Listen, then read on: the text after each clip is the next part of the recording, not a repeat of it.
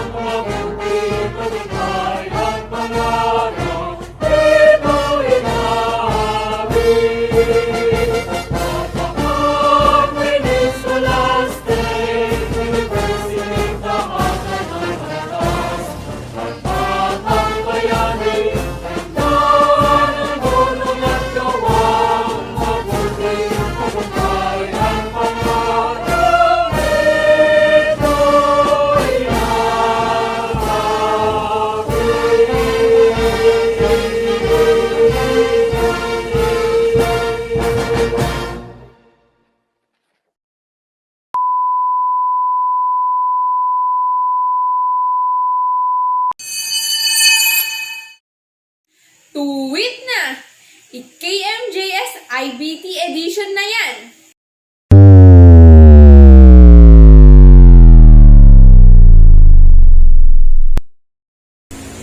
Pansinin ang mga pang-araw-araw nating mga ginagamit. Saan nga ba iyan? Alamin natin ang pinagmulan.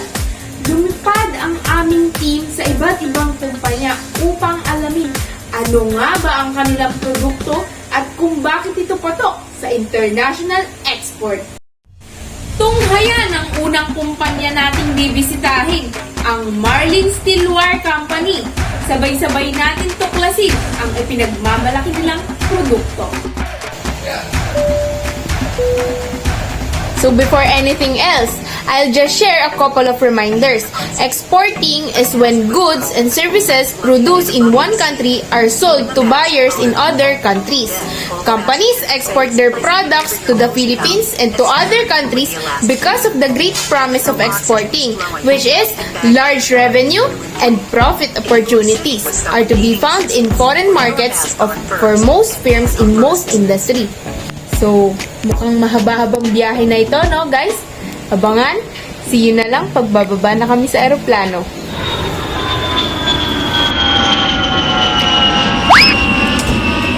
According to my research team, the reason why companies export is because of low commitment to getting their products or services out globally for most small and medium enterprises.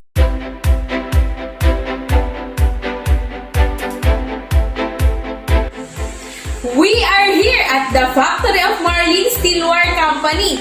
They are a Baltimore manufacturer of wire baskets and fabricated metal items with revenues of about 8 million. Let's go inside and discover how firms grab significant opportunities for growth and cost efficiencies per unit sold.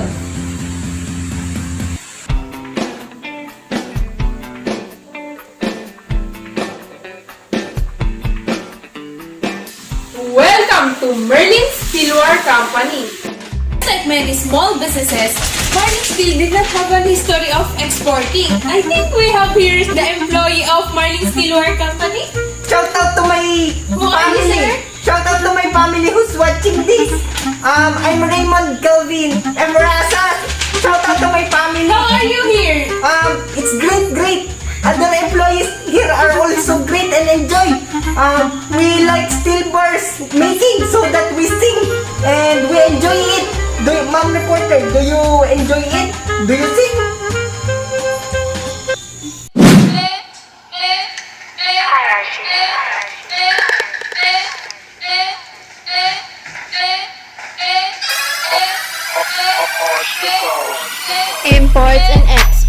Imports and exports, buying goods, selling goods, making money, cause cash rules.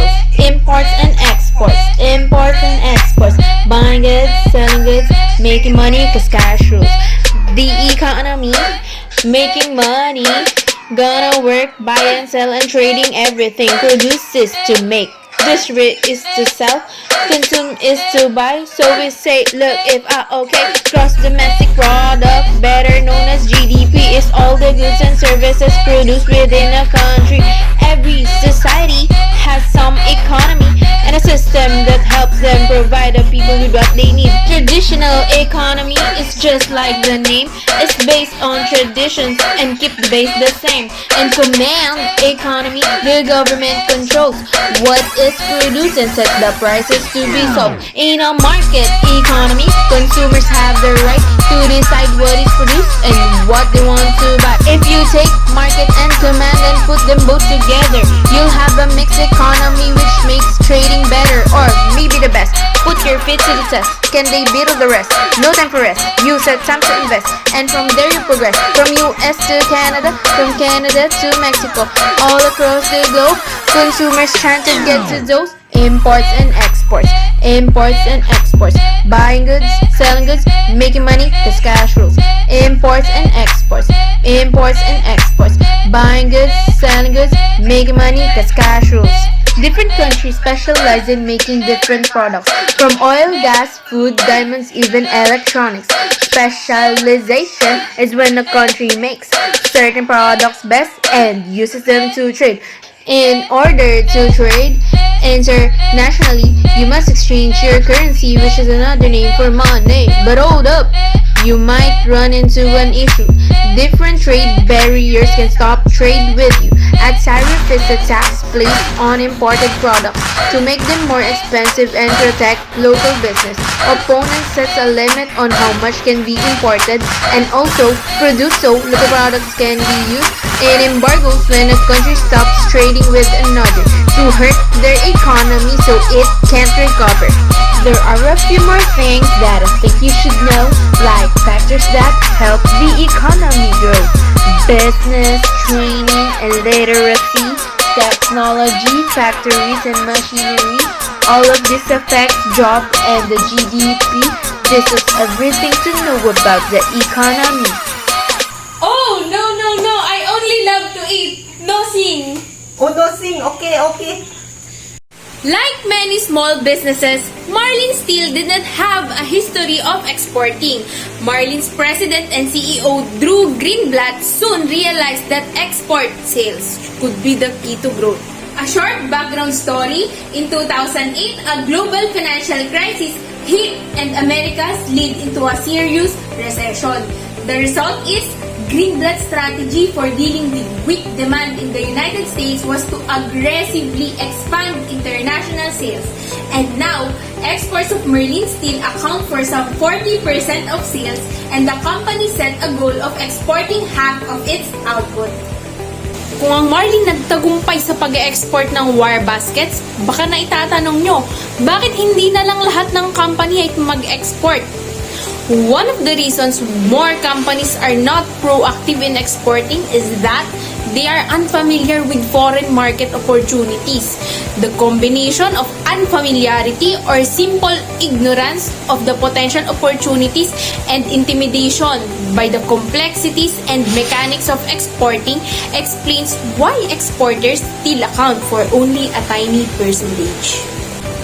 Di umano, paano nga ba mahihikayat ang export performance ng isang kumpanya?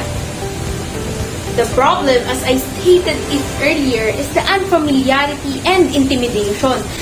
The correct solution is to collect information. How to collect information? In Germany, one of the world's most successful exporting nations, trade associations, government agencies, and commercial banks gather information helping small firms identify export opportunities. A similar function is provided by the Japanese Ministry of International Trade and Industry, which is always on the lookout for the export opportunities. Uwit na! i-KMJS IBT edition na yan! Gutom na ba kayo? Lumipad naman ang aming team sa Lulu's Food Incorporated.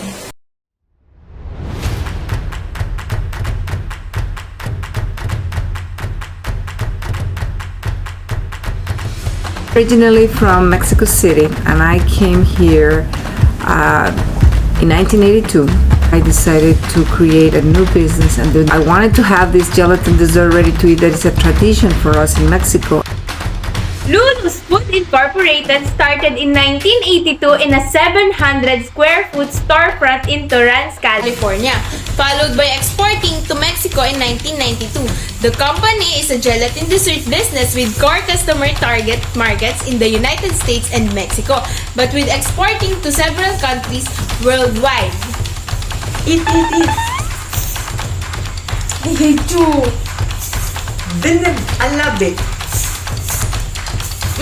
This tastes good. So good. So, from the two exporting companies above, we can derive the following export strategies to succeed internationally. First, hire an export management company. Second, focus on one market. Third, enter a foreign market on a small scale. Fourth, exporter needs to recognize that time and managerial commitment. Fifth, building a strong relationships with local distributors and customers. Sixth, hire local personnel. And seventh, be proactive.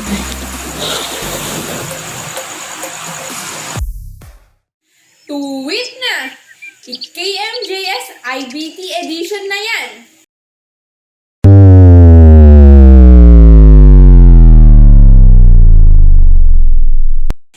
Ramdam nyo na ba ang simoy ng Pasko? Eh, may pangregalo ka na ba? Shopee? Isang add to cart na lang ay tiyak na darating na ang iyong parcel. Pero alam nyo ba kung anong mga proseso ang pinagdaraanan para makuha ang iyong mga parcel? Hashtag Shopee pa more! Mabuhay! Magandang umaga. Good morning, everyone. Welcome po. Of course, this is history in my life. Ladies and gentlemen, please welcome myself as the new ambassador of Shopee!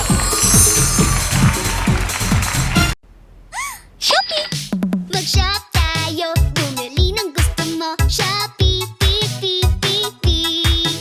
Sa Shopee bumili, bumili. Sa Shopee lowest price guarantee. Sa Shopee bumili, bumili. Lowest price guarantee. Sa Shopee, Bumili kayo! Ow! Shopee 66 lowest price sale. Shop na! Gawa ka na ng mabuti, ginaganyan ka.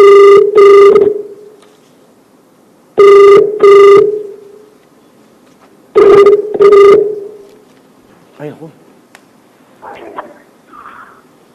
Hello? Hello? 10,000 bigay ng Shopee! Sa Shopee, ang galing. Pangalan? Hello po? Sabi ko, meron kang 10,000 bigay ng Shopee. Hello? Scam ata to. Ano? Scam ata to eh. Ano pangalan mo? Ikaw ba si Rosemary?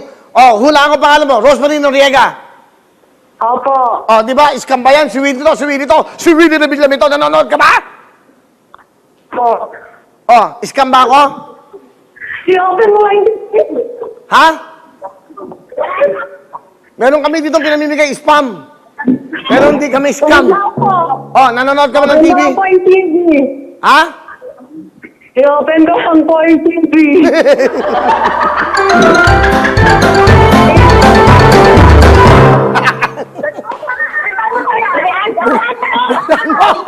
Joke. Aba ako, aba. Ano? Nakabukas na? Oh, naniniwala ka ba? Naniniwala ka ba?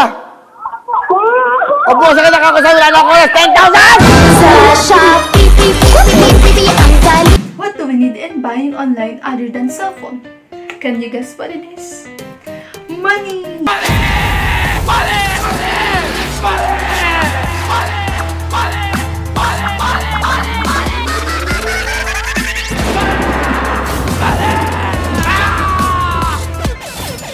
Yes, we need money to buy online, but be smart and wise, and I am here to fill you some knowledge about global supply chains.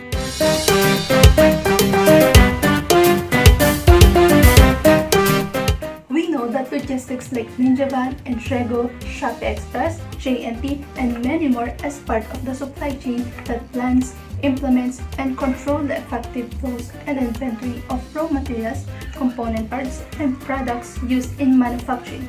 And there are 5 core activities performed in logistics, and I will be discussing each one starting from the DHL Logistics Center.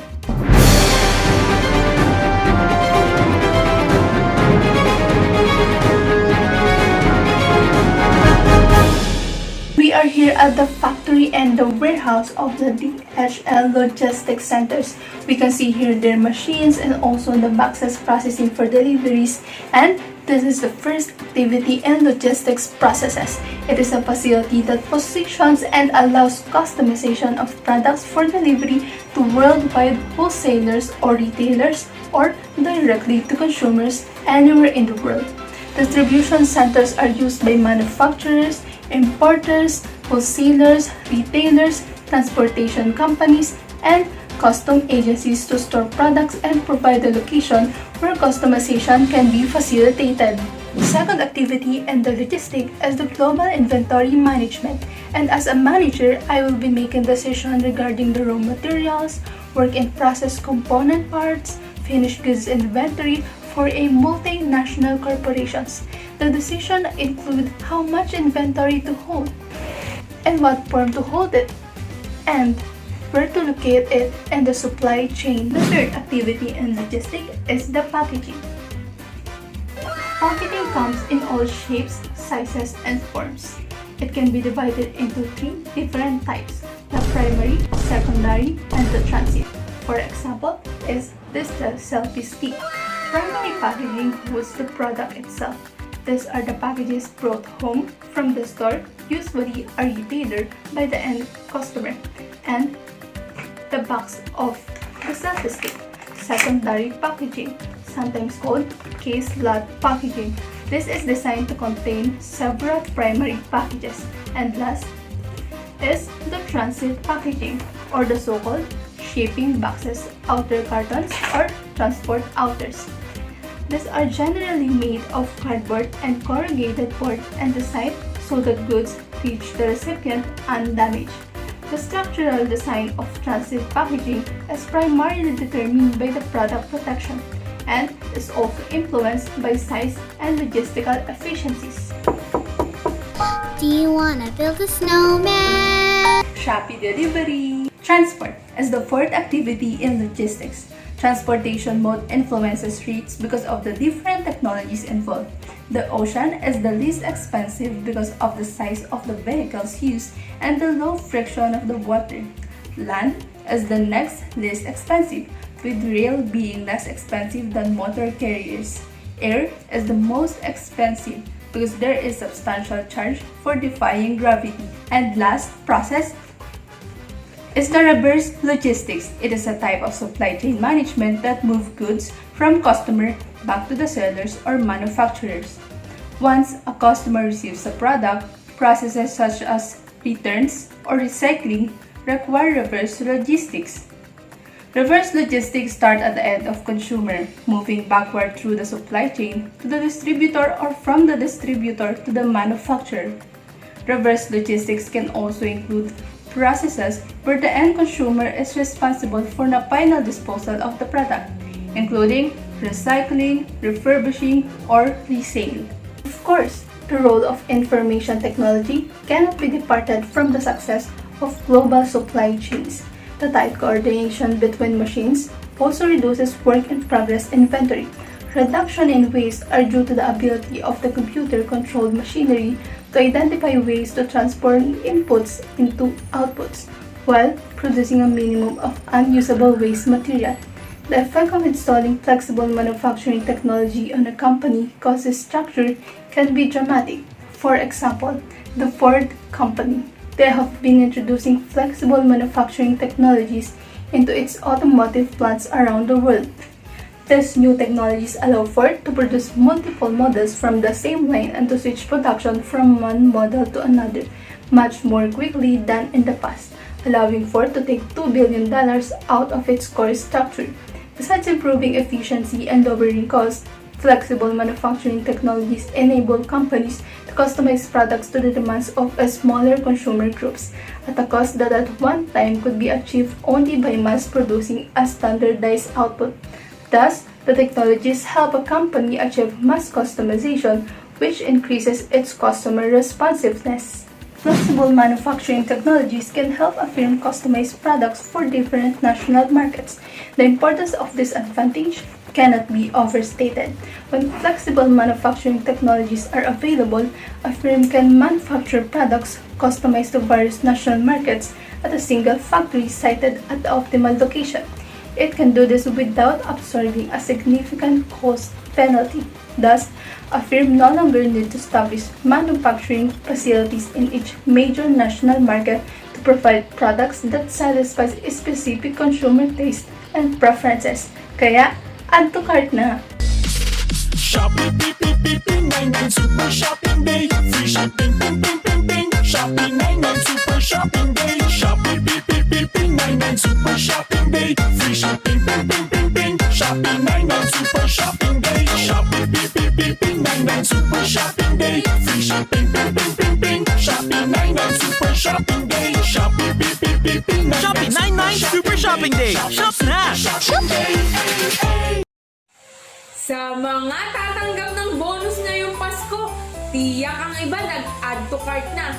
Wala namang masamang i-enjoy ang pinagpaguran. Pero tandaan, always shop smart and in moderation. Tuwid na! i-KMJS IBT edition na yan!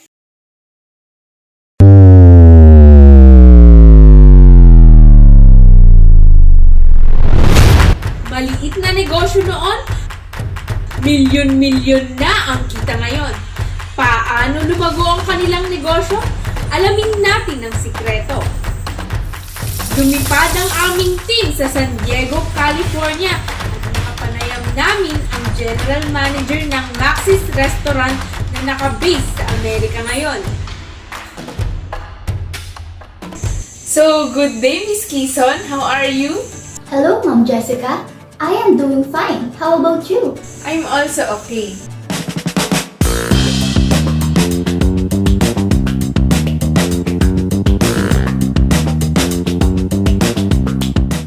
Our research team heard that you're a general manager and also a relative of the founder.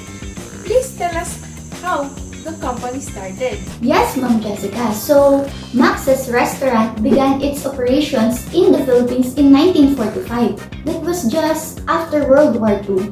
My great-grandfather, Maximo Jimenez, has friends in the American troops stationed at the Quezon City, Manila, who would regularly visit him for a drink or two. They would always insist that they would pay for their drinks, and that was what inspired my great-grandfather to open a cafe.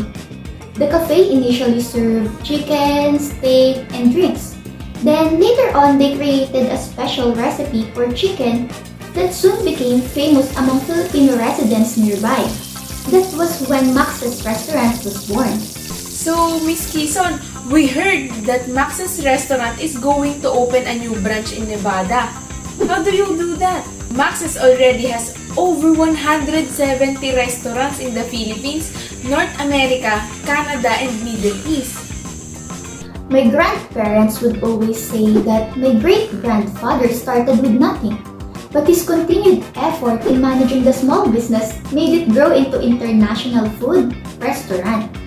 Before the family started to enter into the international market, they had considered a lot of factors which made it the business profitable today.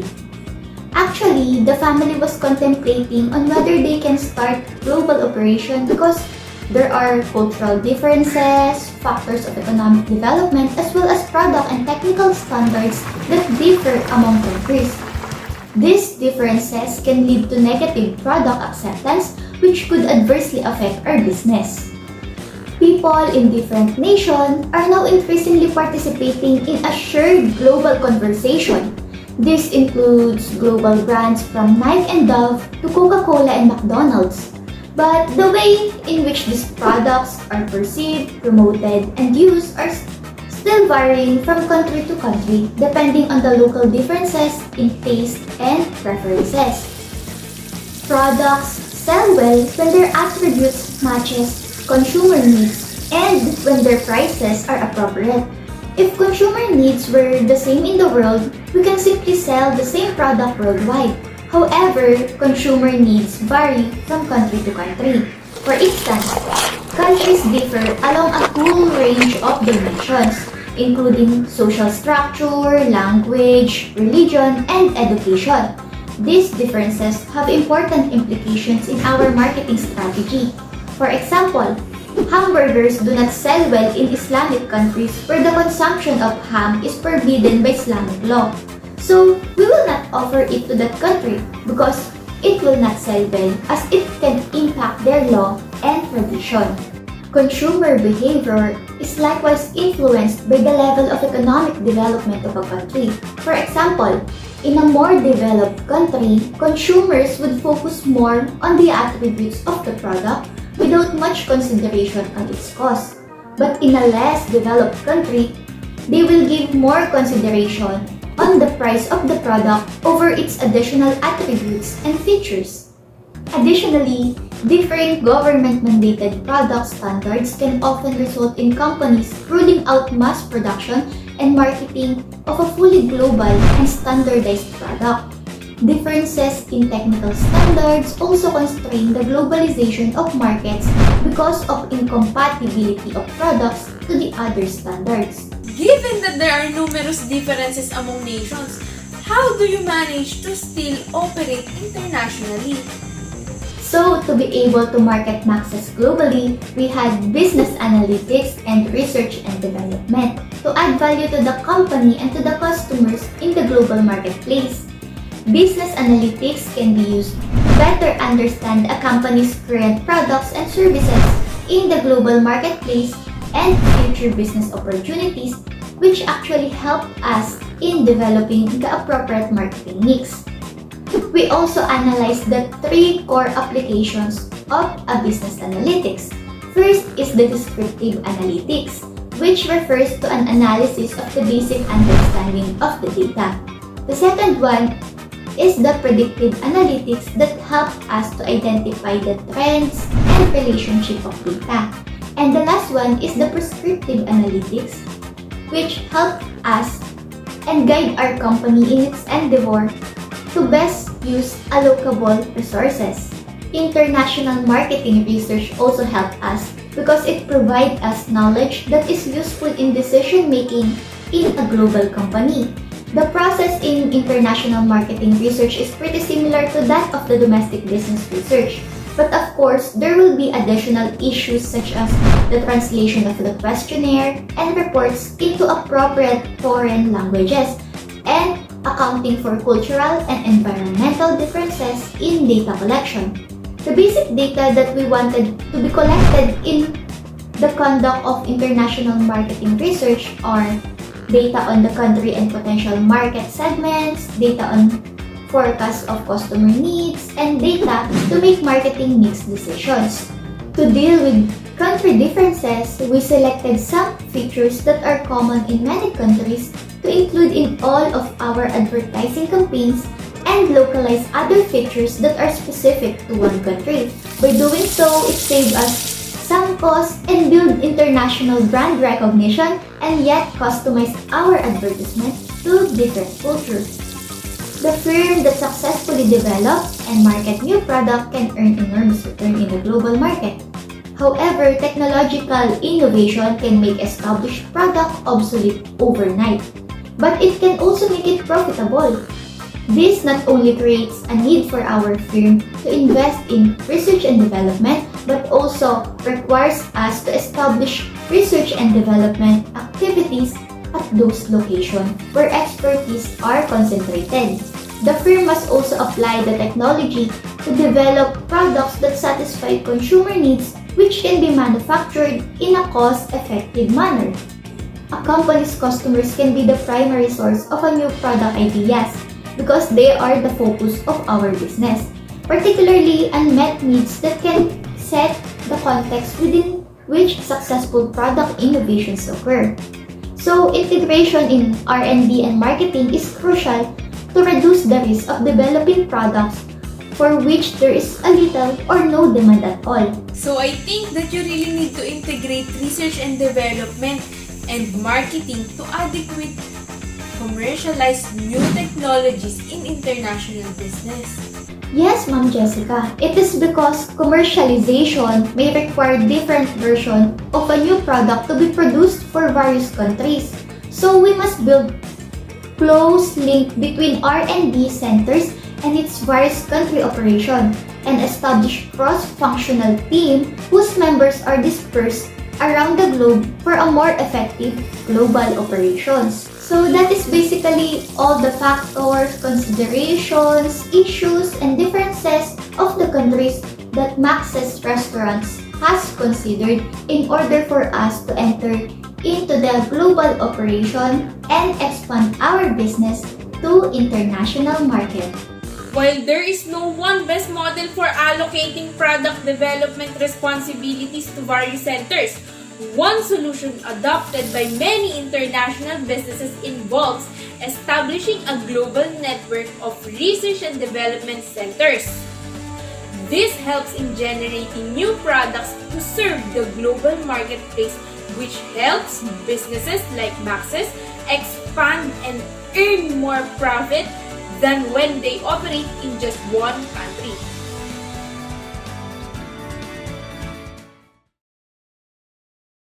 Tuwid na! i-KMJS IBT edition na yan!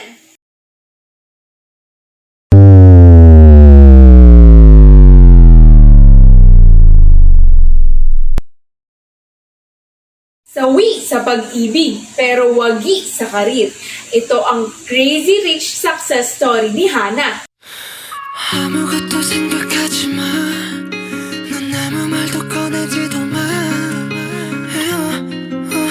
그냥 내게 웃어줘. Kung swerte daw sa karir, malas daw sa pag-ibig? O si Hana naniniwala rito. So, you have been there for how long? 5 years? 10 years? 10 years po. Oh, 10 years. Would you please tell us your work there and how did you get there? I am a human resource manager. So basically, I am in charge with the activities of the organization that carries out the use of its human resources effectively. These activities includes determining the firm's human resource strategy, staffing, performance evaluation, management development, compensation, and labor relations that will show how an international business builds and manages its global workforce in the global marketplace. And by the way pala, Miss Jessica, when we say global workforce, that's the strategic goal of human resource management. To outperform its rivals in the global marketplace, and in order to do this, they must have the right people in the right postings or jobs. Those people must be trained appropriately with the skills required to perform their jobs effectively and acquire the desired culture of the firm. Their compensation packages, of course, must also create incentives for them to take actions that are consistent with the strategy of the firm. I have this figure pala that will show the role of human resource management in shaping the organizational structure.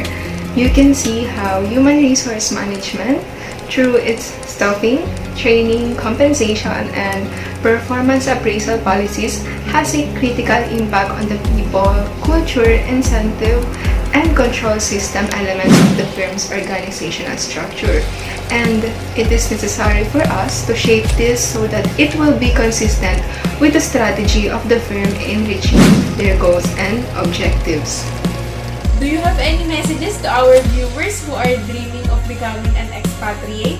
As you all know, expatriate managers are citizens of one country who are working in another country. And impatriate is a subset of expatriates who are citizens of a foreign country working in the home country of their multinational employer.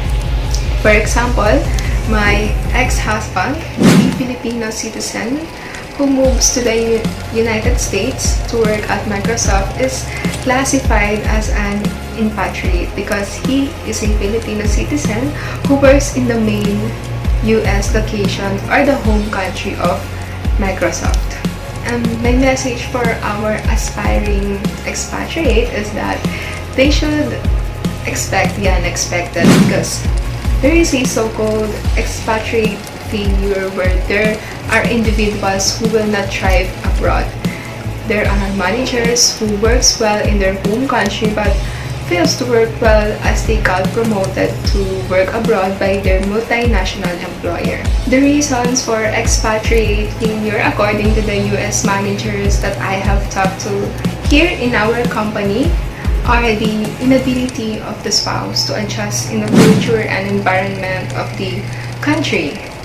The expatriates managers' inability to adjust also in the culture and environment, and other family problems, managers' personal or emotional maturity, inability to cope with larger overseas responsibilities. And actually, Miss Jessica, some of these were also experienced by me and my ex-husband we are unable to adjust with the culture and environment here in the US, then problems at our respective works or jobs start to affect our marriage.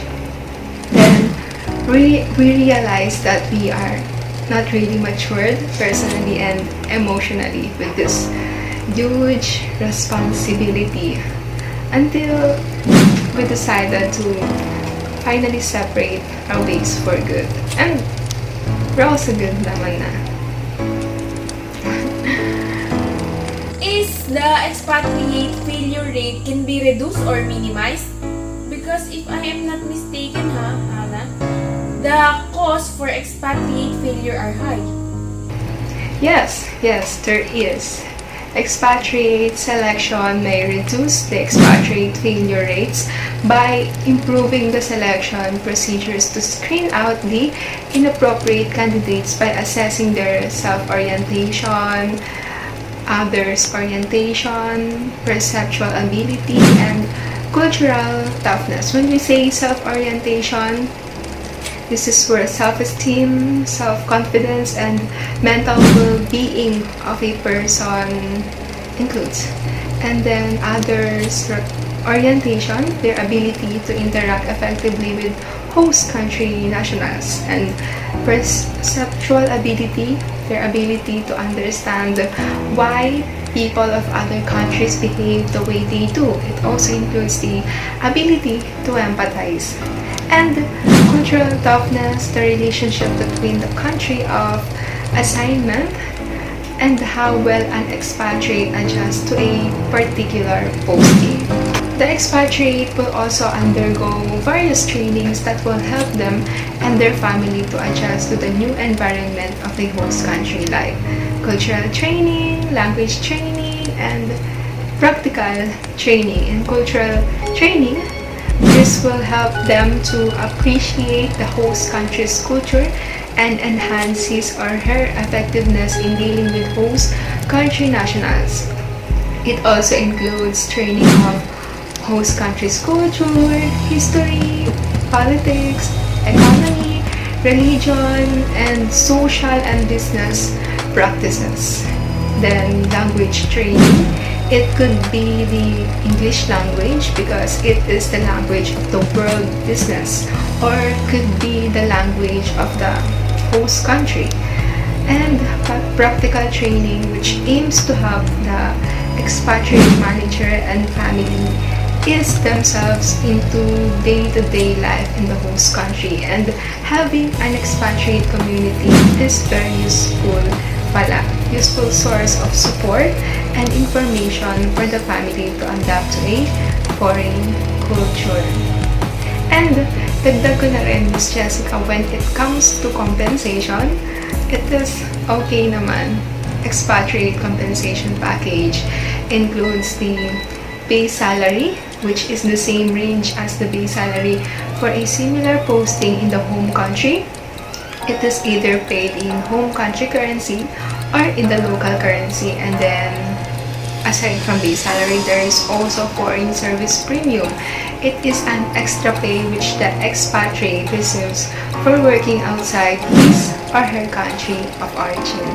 And there are also allowances for hardship, house costing, cost of living, and even in education.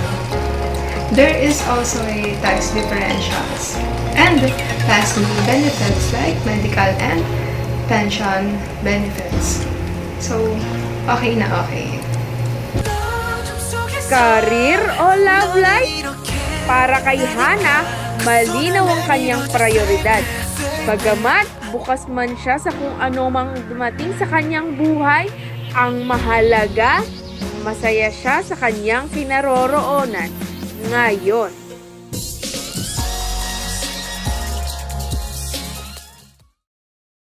Tuwit na! i-KMJS IBT edition na yan!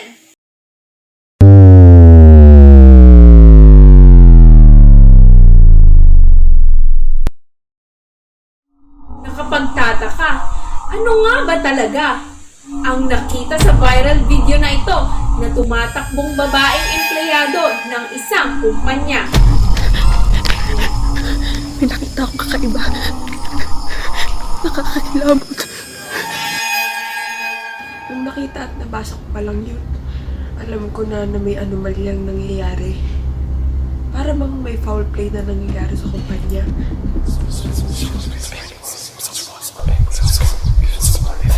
Every time na lalapit ako dito sa area na to, may mabigat na pakiramdam.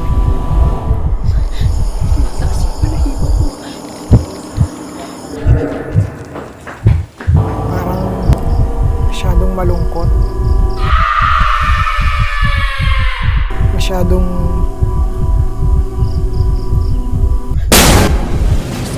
bigat.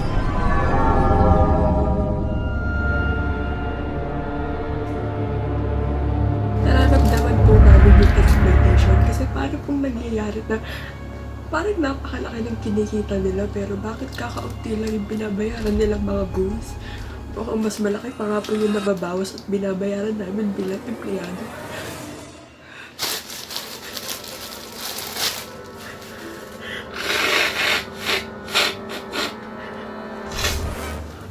Kumonsulta ang aming team sa isang eksperto upang malaman ang mga kasagutan sa mga hinaing ng ating panauhin. Totoo nga bang may anomalya ang nagaganap o isa lamang itong business strategy ng mga korporasyon? The problem here is that the businesses can pick different countries with low corporate tax percentages. Some firms use tax havens such as the Bahamas and Bermuda to minimize their tax liability. A tax haven is a country with an exceptionally low or even no income tax.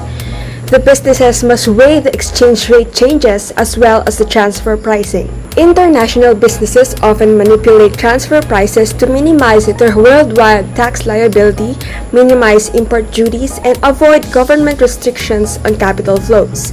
And of course, the transfer price must be considered when setting budgets. They also utilize capital budgeting, which is the technique financial managers use to try to quantify the benefits, cost, and risk of an investment. The company must consider the political and economic risk that stems from the foreign location. International businesses use a number of techniques to transfer liquid funds across borders. These include dividend remittances, royalty payments and fees, transfer prices, and fronting loans. Some firms rely on more than one of these techniques to transfer funds across borders, a practice known as unbundling. The legislation has a lot of holds and favors towards businesses when it comes to tax payments that may appear unfair to regular employees. Another, tax credit allows an entity to reduce the taxes paid to the home government by the amount of taxes paid to the foreign government. A tax treaty between two countries is an agreement specifying which terms of income will be taxed. But in reality, the businesses also analyze things that will minimize their expenses to provide reasonable compensation for their employees. Nagpapasalamat na rin po ako dahil nalinawan ako at humihingi pa rin ng dispensa sa mga nasabi kong hindi maganda. Marami pa man din po akong katanungan ukol sa bakit lalong mayaman ang mga mayayaman at lalo kami naghihirap ng mga mahihirap. Pero sa ngayon, nauunawaan ko po ang mga hakbang na kanilang ginawa upang mabuhay ang negosyo. Sana lang po ay mas isipin ng gobyerno sa paggawa ng batas ang kapakanan natin mga ordinaryong magkagawa. Tala sa ating karatig bansa, lumipad ang aming team patungong China. Naging umano'y litong-lito at nag-aaway-away sa kanilang mga financial statements. Kaya kami ay pinaunlakan ng isang Chinese investor para sa isang exclusive interview.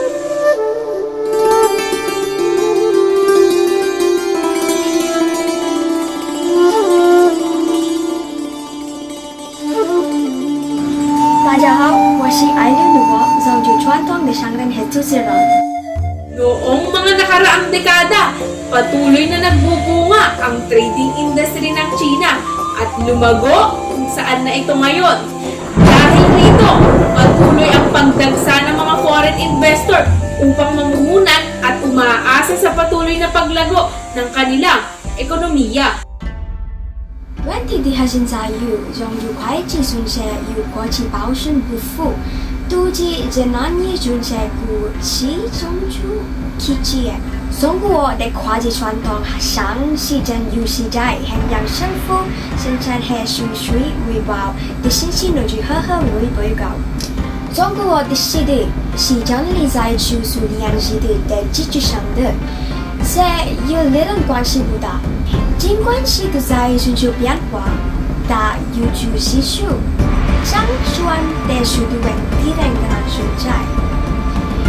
的确，人们常说这是半开玩笑的说，中国公司有几套账簿，一套给政府，一套给公司记录，一套给外国人，还有一套报告实际情况。 Sa kabilang banda, dahil sa economic diversity ng ating mundo, nagdudulot ng kalituhan sa kanilang mga investors sa kung ano nga ba talagang accounting standards ang dapat sundin at ang kaukulang transparency sa kanilang mga financial statements. Well, actually, one example of the things is the confusion that can arise from different accounting standards. When British Airways reported a loss under British accounting rules of 21 million euros, but under US rules, its loss was 412 million euros. Most of the difference could be attributed to adjustments for a number of relatively small items such as depreciation and amortization, pensions, and deferred taxation. In addition to the problems lack of comparability gives investors, it can give the firm major headaches. The firm has to explain to its investors why its financial position looks so different in the two accounting reports. Also, an international business may find it difficult to assess the financial positions of important foreign customers, suppliers, and competitors. Another hindrance to the development of international accounting standards is that compliance is voluntary.